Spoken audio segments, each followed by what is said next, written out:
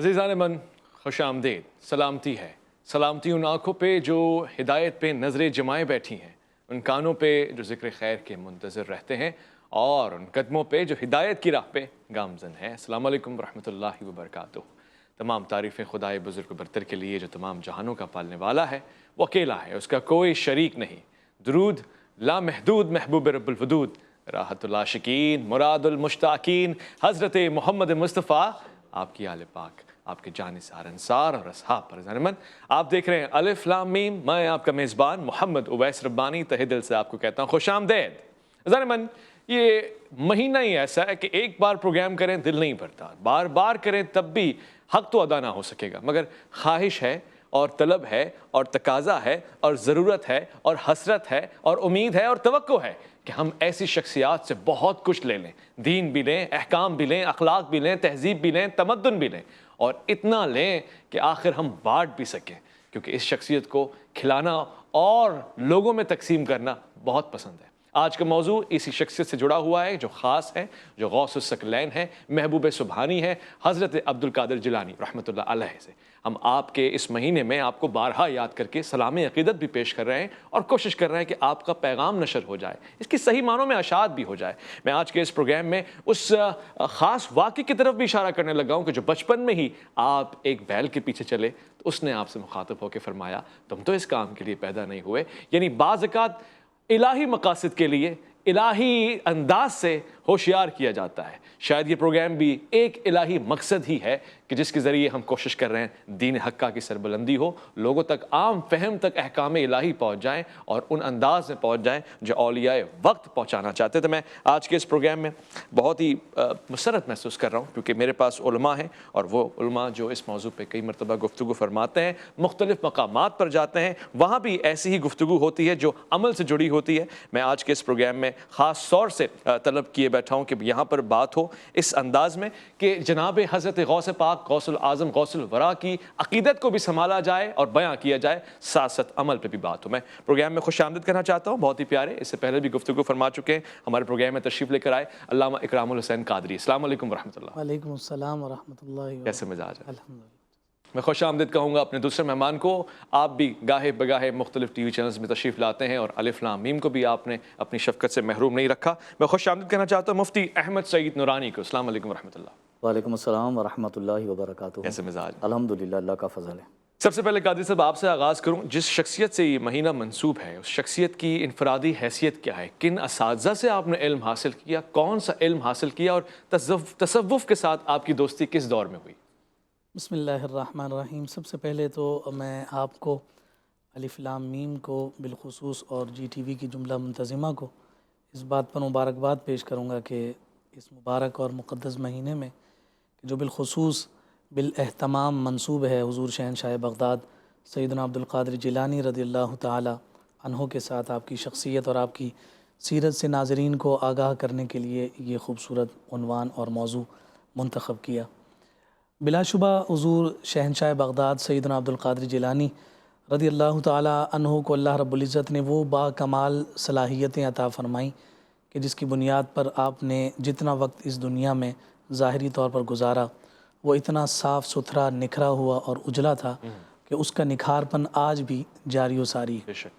इल्म की बुनियादी तौर पर दो अक़साम की जाती हैं, एक को इल्म ज़ाहिरी कहा जाता है और एक को इल्म बातिनी कहा जाता है, और फिर इन दोनों के इश्तराक से एक और इल्म हमारे सामने आता है जिसे इल्म लदुन्नी कहा जाता है।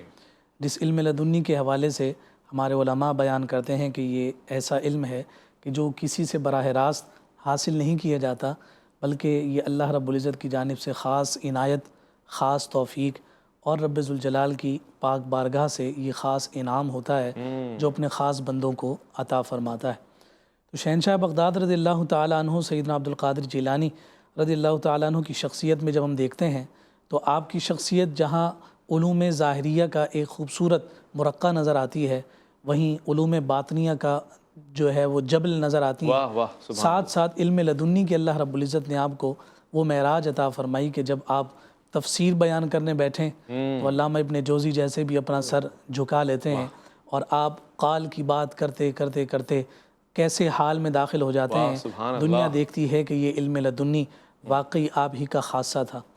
اگر جب علم ظاہری کی ہم بات کرتے ہیں تو آپ 13 علوم کے مبارک اسباق ایک ایک دن میں پڑھاتے ہیں. سبحان اللہ. صرف ایک دن، 2 دن، 1 سال، 2 سال کا معاملہ نہیں، 40 سال تک مستقل درس و تدریس کرتے ہوئے علم ظاہری کے ذریعے سے آپ اپنے تلامذہ کو، اپنے مریدین کو اور اپنی بارگاہ میں بیٹھنے والوں کو فیضیاب کر رہے ہیں. اور جب علم باطنی کی بات کرتے ہیں تو آپ ہوتے تو بغداد میں ہیں، لیکن وہاں سے جب یہ باطن کا علم آپ منتقل کر رہے ہیں اور جب آپ اعلان کرتے ہیں قدمی حاضی علی رقبت کل ولی اللہ، تو اصفہان کی پہاڑیوں میں عبادت کرنے والے معین الدین چشتی اجمیری رحمۃ اللہ تعالیٰ علیہ جب اس باطنی کنیکشن کو اپنے ساتھ جوڑتے ہیں تو یہی کہتے ہیں کہ اوروں کی تو صرف گردنوں پر آپ کا قدم ہے، بل رأسی وعینی، بلکہ میرا سر بھی حاضر ہے، میری آنکھیں بھی حاضر ہیں. آئیے جہاں آپ کا دل چاہے اپنا قدم رکھیے، میں آپ کی ولایت کے سامنے اپنے آپ کو سرنگوں کرتا ہوں. اللہ اکبر. تو یہ حضور شہنشاہ بغداد رضی اللہ تعالی عنہ کی علم، معرفت اور خاص طور پر جو اللہ رب العزت نے انہیں حقیقت کے مقام سے مشرف فرمایا تھا، اس کی خوبصورت مثالیں آپ کی زندگی کے ہر لمحے میں ہمیں نظر آتی ہیں. بے شک ایسے آپ کا بچپن ہو، چونکہ بچپن کا تعلق خاص طور پر تعلیم اور تعلم کے ساتھ ہوتا ہے. ایسا نہیں کہ آپ نے اس وقت علم لدنی کا اعلان فرمایا ہو، آپ نے اس وقت جو مروجہ طریقہ کار تھا تعلیم و تدریس کا اور تحصیل علم کا، آپ نے اسے اختیار کیا. صحیح. اگر مدرسے جا کر علم حاصل کیا جاتا ہے تو آپ مدرسے بھی تشریف لے گئے. ٹاٹ پر بیٹھ کر، چٹائی پر بیٹھ کر استاد کے سامنے ذہن میں تلمس طے کرنا ہے، آپ وہ بھی کرتے ہوئے نظر آتے ہیں. اگر فردر اسٹڈیز کے لیے کسی اور ملک میں اور کسی اور شہر میں جانا ہے تو آپ وہ بھی سفر کرتے ہوئے نظر آتے ہیں. دنیا والوں کو یہ بتایا کہ اگر ولایت چاہیے تو اس کے لیے جن طریق کو تم نے اختیار کرنا ہے، جن رستوں کو تم نے اختیار کرنا ہے، اس میں پہلا اور بنیادی جو طریق اور رستہ ہے وہ علم کا طریق اور رستہ ہے، جس کے ذریعے سے اللہ رب العزت کے قرب کی منازل تک پہنچنا آسان تر ہو جاتا ہے. خوب فرمایا آپ نے، اور یہی وہ رستہ ہے. اور یہاں پر یہ سوال بھی ہے میرا اور میں نے سوچ بھی رکھا، خاص طور سے مجھے آسانی ہو گئی یہ بات سمجھانے میں کہ اولیاء اللہ وہ ہوتے ہیں کہ جو علم کے ساتھ جڑے ہوتے ہیں. یعنی اگر آپ کسی کو عدم علم کی منزل پہ دیکھیں اور اس میں ظاہری طور سے وہ انداز دیکھیں کہ شاید اس کو مماثلت حاصل ہو جائے، مگر یہ ممکن نہیں ہے. اولیاء کا تعلق علم سے ہے. اور پھر علم ظاہری، علم باطنی، علم لدنی کی بات ہوئی.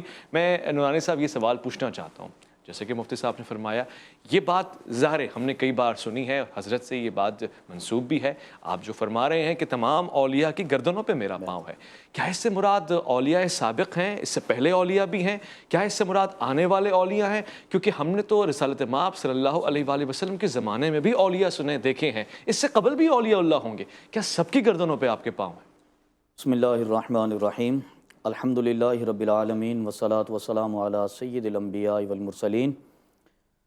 الحمدللہ حضور سیدنا شیخ عبد القادر جیلانی حضور غوث اعظم رضی اللہ تعالیٰ عنہ کے شان کے حوالے سے یہ پروگرام ہے. حضور سیدنا شیخ عبد القادر جیلانی علیہ رحمہ، آپ کی حیات مبارکہ کا ابتدا سے لے کر انتہا تک ہر پہلو، ہر دن، ہر رات یقیناً قابل تقلید ہے. ایسا نہیں ہے کہ ہم اس کو مختص کریں کہ اتنے علوم کے حصول کے بعد پھر آپ کی شخصیت لوگوں کے لیے روشن ستارہ بنی. صحیح. بلکہ آپ کا وہ واقعہ اگر شروع سے لے کر چلیں، جیسا کہ آپ اپنے تمہید کے اندر ذکر فرما رہے تھے جی کہ بیل نے مڑ کر جواب دیا. جی. اچھا، پھر آپ کا وہ واقعہ کہ جب ڈکیٹ لوٹ رہے تھے اور آپ نے صداقت کا علم اس کے اندر بھی حسب معمول.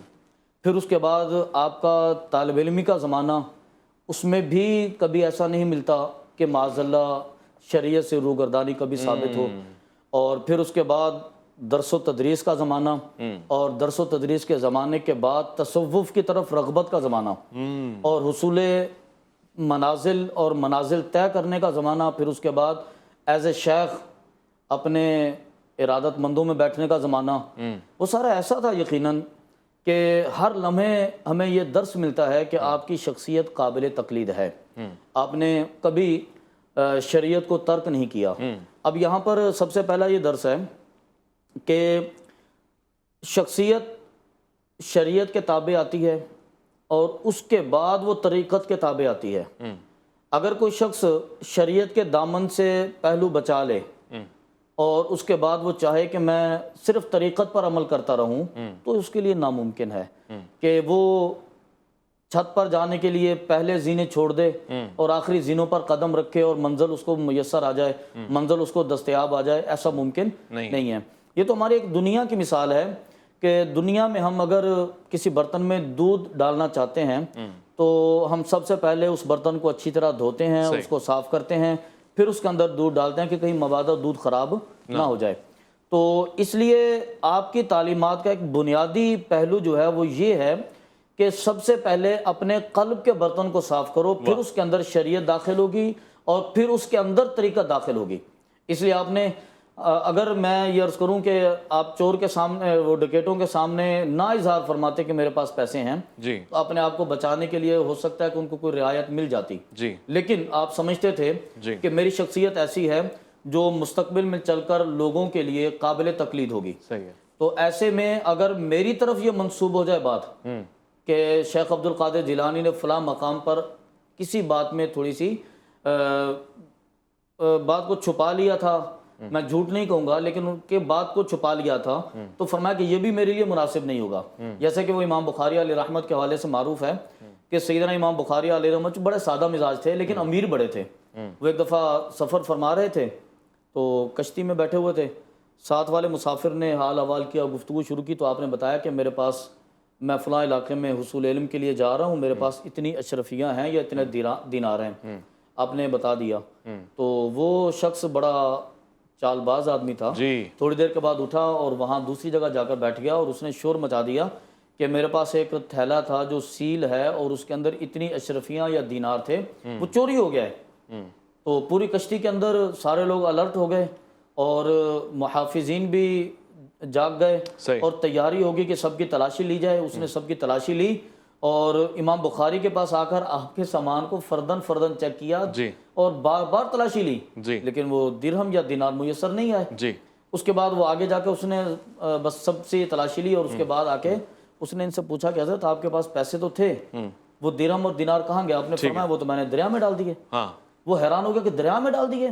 آپ نے فرمایا اس لیے کہ اگر میری تاریخ میں یہ بات لکھی جاتی کہ ایک مرتبہ امام بخاری پر چوری کا الزام لگا تھا تو مجھ سے لوگ سنتے کیسے؟ ایسا ہی ہے۔ امام بخاری علیہ رحمت کی اگر شخصیت تھی تو غوث اعظم علیہ رحمت نے بھی کوئی پہلو خالی نہیں چھوڑا کہ مجھ پر یہ الزام لگے کہ غوث اعظم علیہ رحمت نے فلاں مقام پر، اسے کہتے ہیں دور اندیشی، کہ آنے والے دنوں میں لوگ جو مجھ سے سیکھیں گے، میرے شاگرد ہوں گے، وہ کہیں یہ نہ کہیں کہ وہاں تو آپ یہ تھے اور یہاں آپ یہ ہیں۔ اسے کہتے ہیں کردار، اور یہ کردار حسب نسبت ہوتا ہے، جس کی نسبت اتنی اعلیٰ ہو اس سے آپ توفیق کی یہی توقع رکھ سکتے ہیں۔ لوٹ کر آئیں گے، ایک مختصر وقفے کی طرف جا رہے ہیں اور آ کے سوال دوبارہ سے دہرائیں گے، مزید سوالات کریں گے۔ الف لام میم میں آپ کا انتظار رہے گا۔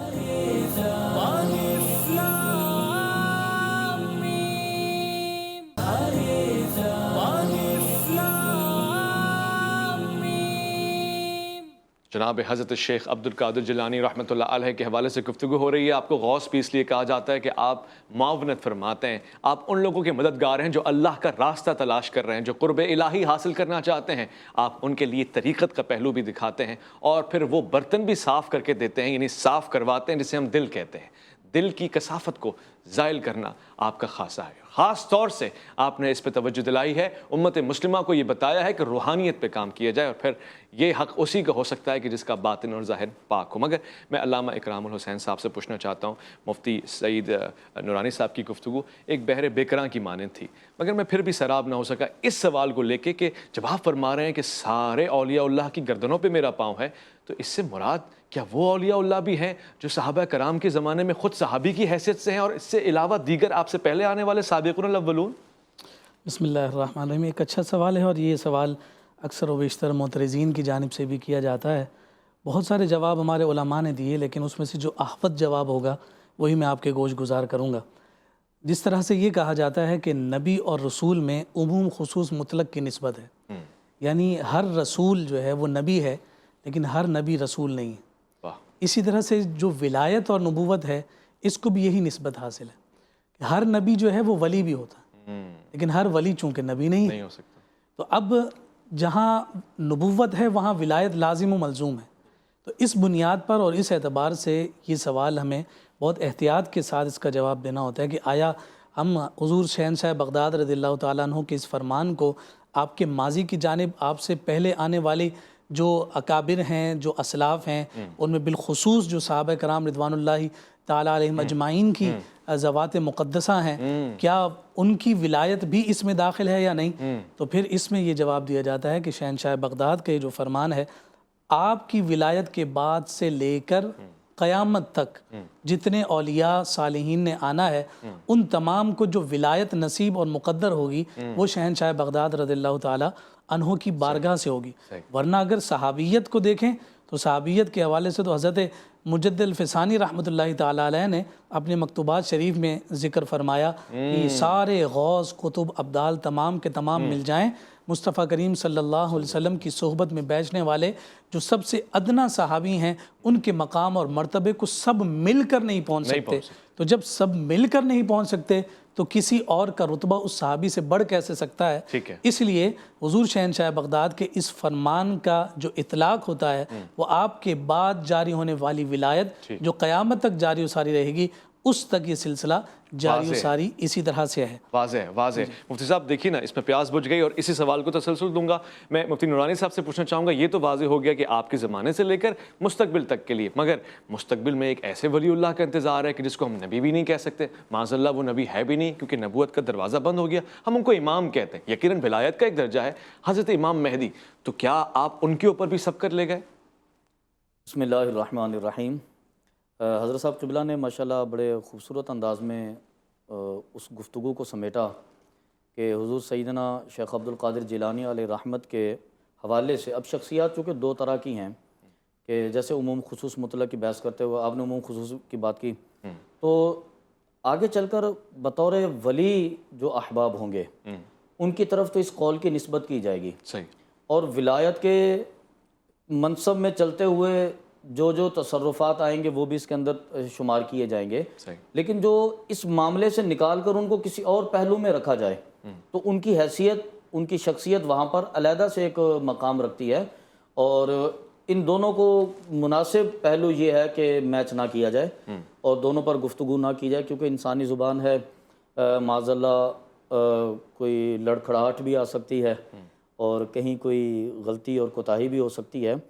تو اس لیے حضور سیدنا شیخ عبد القادر جیلانی علیہ رحمت کی شخصیت کو اولیاء کرام کے حوالے سے ہے تو ان کے زمانے میں بھی جس قدر کبار اولیاء کرام تھے انہوں نے بھی اپنے سر کو جھکایا، اور ان کے ساتھ آگے چل کر جو قیامت تک آنے والے اولیاء کرام ہیں جو اس سلسلے ولایت میں داخل ہیں تو ان پر بھی آپ کا قدم ہے۔ اس کو ہم مزید سمجھنے کے لیے ہمیں یہ میں مانتا ہوں یہ مشکل سوال ہے اور کوئی بھی پوچھتا نہیں ہے، یہ سوال پر سوال ایک اور ہو جاتا ہے نا، جس طرح سے آپ نے کہا کہ امام مہدی اور پھر ان کی شخصیت ایسی کہ خود کائنات کے تاجدار صلی اللہ علیہ وسلم نے ان کے بارے میں اپنی پوری احوال ذکر فرمائے، وہاں ہمیں جناب عیسیٰ بھی تو نظر آ رہے ہیں، تو اب جناب عیسیٰ امام مہدی کی اقتداء میں نماز بھی ادا کر رہے ہیں، تو کیا امام مہدی کا امام بن کر جناب عیسیٰ کا مقتدی بننا امام مہدی کے مقام کو بلند کرتا ہے؟ تو جواب آتا ہے کہ نہیں، وہ اپنے اعتبار سے مقام میں رفت رکھتے ہیں، جناب عیسیٰ کا اپنا مقام اور مرتبہ ہے، بعین ہی اسی طرح سے پھر ہم ان کے درمیان بھی تقابل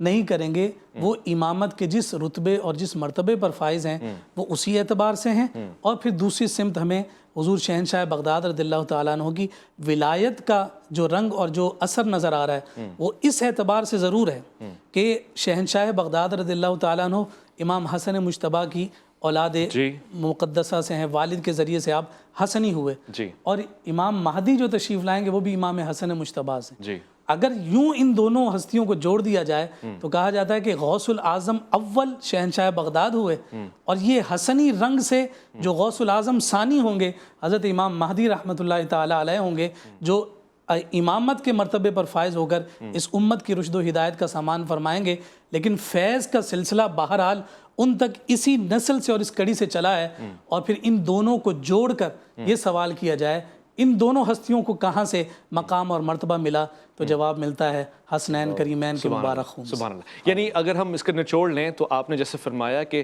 اس نسبت کو دیکھا جائے تو غوث الورا حضرت غوث پاک افضل ہوئے اور حضرت امام مہدی ان کے بعد آ رہے ہیں، یعنی ان کا وہ مقام ان سے تھوڑا کم ہوگا اس حوالے سے، اگر واضح طور میں یہ سمجھ ہاں، افضل یا مفضول کی ہم بحث کریں، ولایت کے درجے کی بات کروں، آپ شہنشاہ ولایت جب کہہ رہے ہیں تو آپ یہ بیان فرما رہے ہیں کہ یعنی جس طرح تمام ولیوں کی گردن پہ پاؤں ہے، اس ولایت کے باب میں امام مہدی یقیناً غوث العظم سے فیض پا رہے ہیں، اچھا، لیکن چونکہ جب افضلیت کی ہم بات کرتے ہیں تو افضلیت مطلقہ نہیں اس میں شمار کیا جاتا، من کل الوجوہ نہیں مراد لیا جاتا۔ گردن پہ پاؤں تو پڑے گا نا۔ میں عرض کروں، جب ہم افضلیت کی بات کرتے ہیں جیسے مثال کے طور پر اہل سنہ کا عقیدہ ہے جناب صدیق اکبر رضی اللہ تعالیٰ عنہ افضل ہیں، آپ کی جو افضلیت مطلقہ ہے آپ کو افضل من کل الوجوہ نہیں قرار دیا جاتا، یعنی ہر جہت سے آپ افضل ٹھہریں گے۔ افضلیت مطلقہ جو ڈکلیئرڈ آپ کی افضلیت ہے اس کا مسلمہ عقیدہ ہے، تو اسی اعتبار سے جب ہم بات کریں گے کہ ہاں امام مہدی اور حضور شہنشاہ بغداد سیدنا عبد القادر جیلانی رضی اللہ تعالی عنہ کے مابین کیا کریں، تو ہم پھر کہیں گے کہ امامت میں اگر دیکھا جائے تو امام مہدی ہمیں بلند نظر آئیں، اور اگر ولایت میں دیکھیں اور تصوف کی دنیا میں روحانیت کا باب اگر دیکھتے ہیں تو غوث العظم بلند تر نظر آئیں۔ من کل الوجوہ ہم افضل نہیں کہیں گے، ہاں افضلیت ایسی کہ کسی نسبت کے ساتھ امام مہدی ہمیں بڑھتے ہوئے نظر آتے ہیں، یعنی وہ جو نسبت ہے وہ ولایت کی نہیں آپ کہہ رہے ہیں، وہ امامت کی ہے، گویا نبوت کے بعد امامت ایک الگ سلسلہ ہے اور ولایت ایک الگ سلسلہ بنے گا، اور اس میں برکات ولایت کی ضرور داخل ہوں گی۔ اچھا ٹھیک ہے، خوبصورت ہے۔ مطلب یہ بھی بیان فرما دیجیے گا کہ فاتحہ دینے کا کوئی طریقہ خاص ہے منسوب، یعنی کوئی بھی انسان اگر فاتحہ دینا چاہے گا یا نیاز کا اہتمام کرے گا تو وہ کیا کلمات پڑھے گا؟ اس کے حوالے سے دیکھیں نبی کریم صلی اللہ علیہ وسلم کی ایک حدیث مبارکہ ہے کہ صحابہ کرام میں سے کسی صحابی نے حضور کی بارگاہ میں کچھ کھانا پیش کیا تو معذرت آقا علیہ الصلوۃ والسلام نے قرآن مجید فرقان حمید کی کچھ آیات اس پر تلاوت فرمائیں، یہ آقا علیہ الصلوۃ والسلام کی روایات سے ثابت ہے۔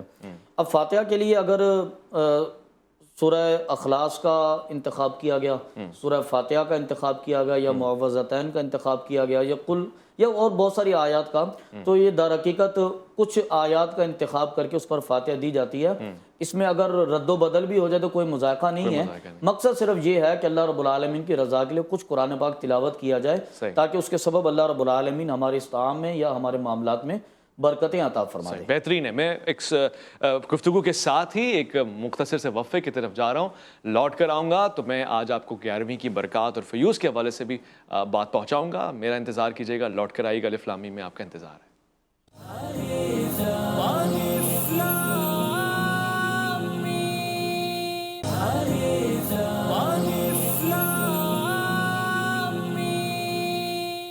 ظاہراً مجھے یہ شرف حاصل ہے کہ میں زائر ہوں، اور زائر بھی کس کا؟ شہنشاہ بغداد کا۔ آپ کی دہلیز پہ آ کے میں نے عبادت، ریاضت اور خاص طور سے خلوص اور عقیدت کا اظہار کیا ہے، اور میں یہ بتانا چاہتا ہوں کہ اس در سے ان کو بھی ملتا ہے کہ جو مانگنے کا بھی فن نہیں رکھتے، کیونکہ یہ خود آپ کا ہی فرمان ہے، اپنے ارادوں میں جب تقسیم کرو، خاص طور سے نیاز ہو یا پھر مال ہوں، صدقات ہوں، خیرات ہوں، ان کو تو دو جو حقدار ہیں، مگر کبھی کبھار ان کو بھی دیا کرو کہ جو حق ہی نہیں رکھتے مگر مانگتے ہیں، سائل ہیں، کیونکہ خدا سے تم اس کی بھی توقع رکھتے ہو، بعض اوقات تم حقدار نہیں ہوتے وہ بھی تم چاہتے ہو، اور بعض اوقات تم وہ بھی لیتے ہو کہ جس کے تم حقدار کہلاتے ہو اپنے آپ کو۔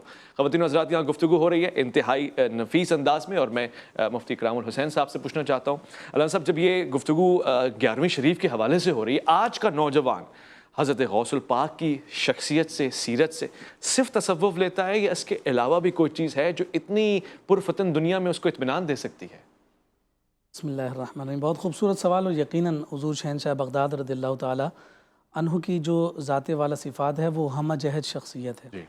آپ جہاں ایک ہی وقت میں مبلغ ہیں، مصلح ہیں، وہیں اسی وقت میں آپ تاجر بھی ہیں۔ آپ نے ایک خوبصورت معاشی اور معاشرتی زندگی گزاری ہے، اور آپ نے ظاہر سی بات ہے کہ جب اتنی نکھری ہوئی اور ستھری زندگی گزاری ہے تو اس کے احوال آج تک سلامت ہیں اور اس سے فیض حاصل کیا جاتا ہے۔ بطور خاص جب ہم نوجوانوں کی بات کرتے ہیں تو آج کے اس دور میں ہمارے نوجوان کا سب سے بڑا کوڑھنا یہ ہے، اور سب سے بڑی بات پر وہ پریشان اسی معاملے میں نظر آتا ہے کہ اس پرفتن دور میں کہ جہاں دائیں بائیں ہر طرف نفسہ نفسی ہے، تو اس دور میں تقرب اللہ کا جو فلسفہ ہے وہ کیسے حاصل کیا جا سکتا ہے؟ تو حضور شہنشاہ بغداد رضی اللہ تعالیٰ عنہ کی پاکیزہ جوانی جو ہے وہ ہمارے نوجوان کے سامنے کھڑی ہے کہ آپ نے اس نوجوانی کی عالم میں اور اس کیفیت میں اپنے آپ کو نہ صرف تجارت کے ساتھ جوڑے رکھا، علم کے ساتھ بھی جوڑے رکھا، اور حقیقت و معرفت کے میدان کے بھی آپ راہی رہے. یعنی ایک اعتبار سے آپ چومکھی زندگی گزار رہے تھے، اور آپ نے بتایا ہے کہ وقت میں برکت کیسے پیدا ہوتی ہے. واہ سبحان اللہ. ہم دن میں ایک کام کرنے کے بعد چاہتے ہیں کہ 4 گھنٹے آرام کریں، پھر کسی دوسرے کام کی جانب جائیں. شہنشاہ بغداد رضی اللہ تعالیٰ عنہ نے ہمیں اپنی زندگیوں میں اس اسکیجول کو داخل کرنے کا ایک خوبصورت پیغام دیا ہے کہ وقت جو ہے وہ چھری کی مانند ہے، کینچی کی مانند ہے.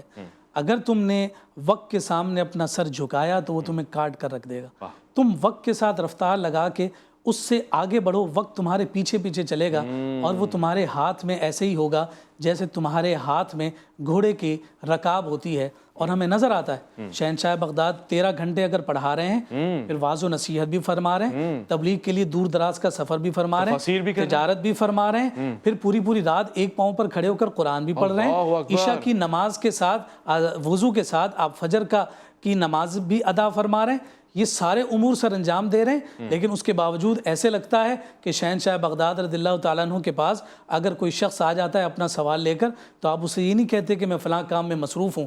اگر اس نے آدھا گھنٹہ بھی آپ سے گفتگو کی ہے تو آپ نے تحمل، بردباری اور تسلی سے اسے مطمئن کیا ہے، اس کے بعد اسے روانہ کیا ہے. چاہے وہ توحید باری تعالیٰ کا سوال لے کر آئے، چاہے قرآن کا کوئی تفسیری نکتہ لے کر آئے، چاہے وہ دنیا کی کسی سائنس اور ٹیکنالوجی کا کوئی پیغام لے کر آئے، شہنشاہ بغداد اسے مطمئن کرتے ہوئے نظر آ رہے ہیں. اسی لیے کہا جاتا ہے کہ جو اپنے آپ کو اللہ کے کاموں میں لگا دیتا ہے، پھر اللہ اپنی مخلوق کو، وقت بھی مخلوق ہے نا، تو اس لیے کہا کہ طی زمانی جو ہے پھر اللہ رب العزت کے ان بندوں کے ہاتھ میں آ جاتی ہے. وہ زمانے کو پھر اپنے اعتبار سے اور وقت کی چالوں کو اپنے ہاتھوں پر چلاتے ہیں، جیسے جیسے وہ چاہتے ہیں وقت اسی اعتبار سے گزرتا ہے. اگر وہ چاہتے ہیں کہ 24 گھنٹے میں نے 44 گھنٹوں کا کام کرنا ہے، تو ہمیں نظر آتا ہے کہ وہ کر کے بتاتے ہیں. اور وہ وقت کی برکت کب پیدا ہوتی ہے؟ اس وقت پیدا ہوتی ہے جب وقت کو پیدا کرنے والے رب کی اطاعت اور فرمانبرداری میں اپنے آپ کو فنا کر دیا. سبحان اللہ، کیا خوبصورت گفتگو ہے. اور ایک ایک جملہ بیان فرما رہا ہے. اصل میں اوصاف کس کے؟ اس شخصیت کے کہ جو عارف ہے، جو عارف باللہ ہے، جو حقیقت میں اس مقام پہ پہنچی ہوئی ہے جس کو ہم منزلت والا مقام کہتے ہیں. میرے پاس اب آخری دقائق ہے، مگر مفتی صاحب یہ جو گفتگو ہے، اسی گفتگو سے منسلک ایسی شخصیت کو بنانے میں ماں کا کتنا کردار ہوتا ہے؟ جناب حضرت غوث الورا، غوث الپاک، حضرت عبد القادر جیلانی رحمۃ اللہ علیہ کی والدہ کی کیا محنت ہے؟ بسم اللہ الرحمن الرحیم. دیکھیں، اولاد کی سب سے پہلی درسگاہ اس کی ماں کی گود ہوتی ہے، اور اگر یہ ناقص ہوتی تو شریعت کبھی بھی پہلی درسگاہ ماں کی گود قرار نہ دیتی. آپ اندازہ فرمائیں کہ جب 4 سال کی عمر مبارک ہوئی اور حضور سیدنا شیخ عبد القادر جیلانی غوث اعظم رضی اللہ تعالیٰ عنہ کو حصول تعلیم کے لیے استاد کے سامنے بٹھایا گیا. استاد کہتا ہے کہ پڑھیں بیٹا بسم اللہ الرحمن الرحیم. تو حضرت شیخ عبد القادر جیلانی بسم اللہ الرحمن الرحیم الف لام میم ذالک شروع جو ہوتے ہیں یہاں سے 18 سپارے مکمل فرما لیتے ہیں. تعجب سے سوال ہوا کہ بیٹا اس عمر کے اندر 18 سپارے، اور وہ بھی آپ تو استاد کے پاس پہلی دفعہ آئے ہیں. آپ نے فرمایا کہ یا شیخ میری والدہ محترمہ 18 سپاروں کی حافظہ ہیں، اور جب وہ دودھ پلانے بیٹھتی تھیں تو وہ مجھے دودھ پلاتے ہوئے قرآن کی تلاوت فرماتی تھیں، تو میں نے وہاں سے یاد کر لی ہے. سبحان اللہ. آپ اندازہ فرمائیں کہ والدہ کی تربیت کا کس قدر قیمتی پہلو تھا اولاد اور ابھی تو پیدائش نہیں ہوئی ہے، ولادت نہیں ہوئی ہے، تب بھی تربیت کا عمل جاری ہے. تربیت کا عمل جاری ہے. اور آج ہم یہ شکوہ کرتے ہیں کہ ہماری اولاد ماشاءاللہ جوان ہو گئی، بالغ ہو گئی، طاقتور ہو گئی، پڑھی لکھی ہو گئی، یونیورسٹیوں سے فارغ ہوئی، نماز کے لیے نہیں آتے. تو سوال یہ ہے کہ ہم نے نماز کے لیے ان کو لائے کیسے؟ ہم تو بچوں کو دودھ پلاتے ہوئے 34 انٹرٹینمنٹ کے چینل چلا لیتے ہیں، ہم موبائل کے اندر مصروف ہوتے ہیں، ہم موویز کے اندر مصروف ہوتے ہیں. تو ہماری اولاد کیسے آئے اس طرف؟ اولاد کو راغب کرنے کے لیے والدین تربیت کا سب سے پہلا پہلو ہوتے ہیں. اس لیے نبی کریم صلی اللہ علیہ وسلم نے پہلی تربیت گاہ ماں کی گود کو قرار دیا. تو والدین کا بڑا اہم پہلو ہوتا ہے. اور حضور سیدنا شیخ عبد القادر جیلانی علیہ رحمت نے یقیناً اپنی والدہ سے یہ سبق حاصل کیا اور وہ سبق پھر معاشرے کو نظر بھی آیا. جی نظر بھی آیا. بہت بہت شکریہ. میں مفتی سعید نورانی صاحب کا تہ دل سے شکر گزار ہوں. میں علامہ اکرام الحسین قادری صاحب کا انتہائی شکر گزار ہوں. خواتین حضرات آپ کا بھی شکر گزار ہوں. آپ ان گفتگو کو، ان باتوں کو، اور سب سے بڑھ کے یہ کہ یہ جس شخصیت کی بات ہے اس حوالے سے سننے کے لیے بیدار، تیار اور آمادہ رہے. میں آپ سے اتنا ہی کہنا چاہوں گا کہ گفتگو ابھی تک اپنے اصل مقام تک نہیں پہنچی اگر وہ عمل میں نہیں اتری. جو بھی آپ نے سنا اس کو عمل میں اتاریے گا. مجھے محمد اویس ربانی کو دیجیے گا اجازت اس وعدے کے ساتھ کہ اپنا بہت خیال رکھیں گے مگر اپنے سے بڑھ کے خیال رکھیں گے. ملک پاکستان کا، اللہ کے فرمان کا، اللہ کی امان میں.